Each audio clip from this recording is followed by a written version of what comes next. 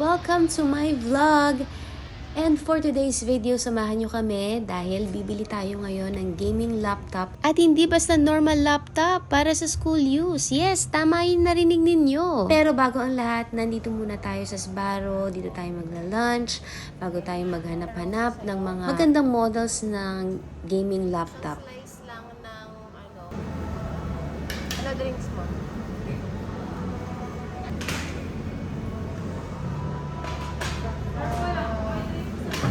Anak, pakikuha.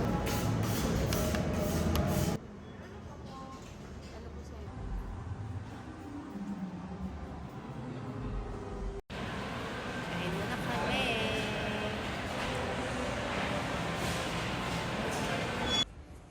Ngayon, nandito tayo sa flagship store ng Asus sa SM North EDSA at tumitingin-tingin tayo ng price range.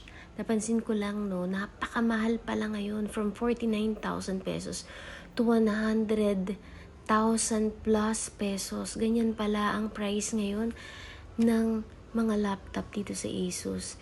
Ayan o. 52,000.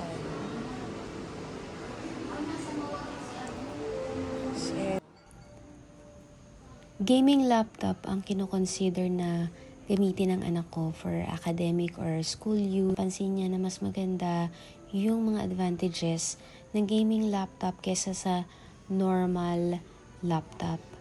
Tinitingnan niya kasi yung mga advantages like yung mas nabibigay ng high performance kasi mas powerful yung processors ng gaming laptop. Tapos, isa pa dito, mas malaki yung RAM or yung memory ng laptop. Waiting pa rin sa decision kung anong bibili na laptop dito sa Asus. At saka isa pa, upgradable ang mga gaming laptop. Yung memory niya po pwedeng i-replace ng hard drive. Kaya, mas malaking memory yung kayang i-provide nun. At syempre, dahil gaming laptop, intended yon sa mga gaming. So, yung mga specs nito, di hamak na mas mataas. Kaya nga nakita nyo naman yung mga price, diba? Ayan, iba-iba. Sobrang mamahal talaga. At saka, mabigat. Mabigat ang specs, mabigat din sa bulsa ang price. Kaya, talagang mauunawaan mo rin kung bakit mahal eh. Kasi yung gaming laptop can prove to be suitable alternative for work purposes.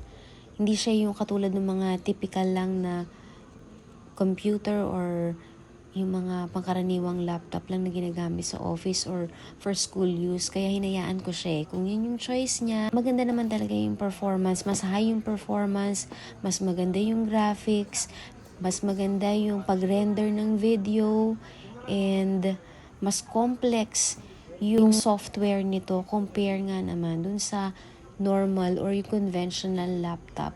Pero syempre, nasa choice na rin siguro na estudyante yan, whether mag-normal laptop or mag-gaming laptop.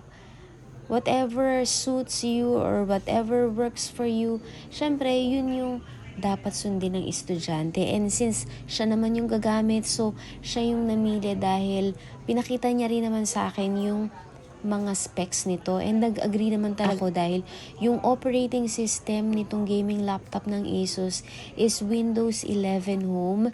And then yung processor niya is Intel Core i5-11400H. And then yung graphics niya is GeForce RTX 2050.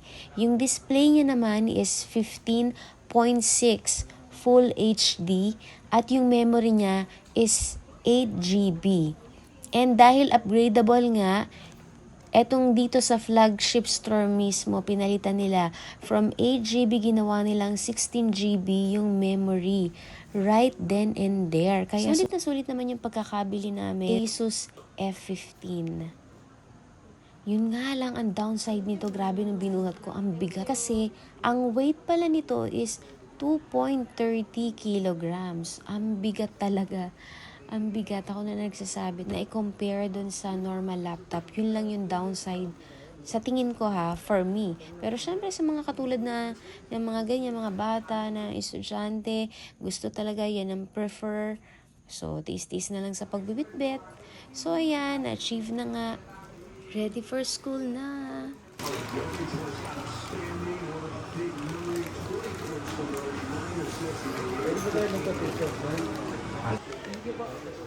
you. Punta muna tayo dito sa Krispy Kreme for the meeting. Yan, dala-dala. Bagong order ba kaya? Oo. Siyempre.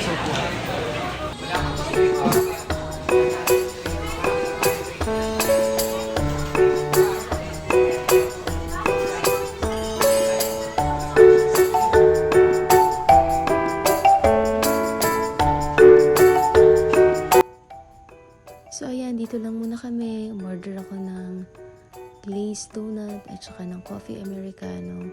Same lang kami ng order. Habang umaattend siya ng meeting, antayin ko lang siya dito. 30 to 40 minutes siguro tapos na yung meeting and then makakauwi na kami.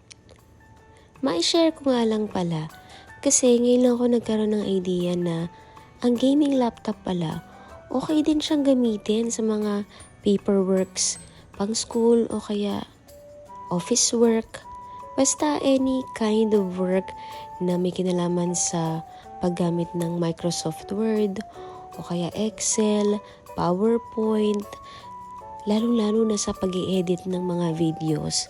Kasi alam naman natin na yung pagre-rendering pa lang, di ba?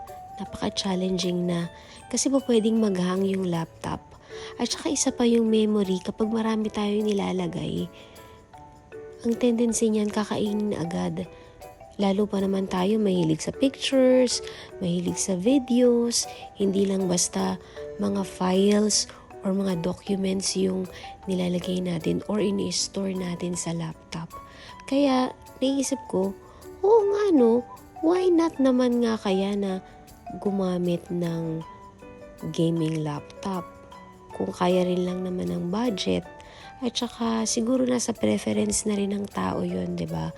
Pero ngayon ko lang din kasi na-realize na pwede pala yun. Kasi before iniisip ko na yung gaming laptop, para lang talaga siya sa mga games. Ngayon na-realize ko dahil nakita ko yung mga specs na okay din pala siya talaga.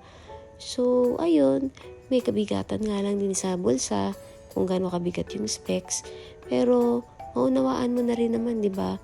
Na syempre kung ganun yung kaganda yung specs, edi expect mo na talagang high value at saka mataas talaga yung presyo.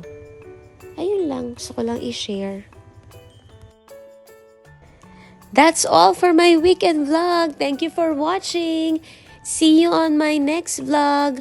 Don't forget to like and subscribe to my channel. Bye everyone!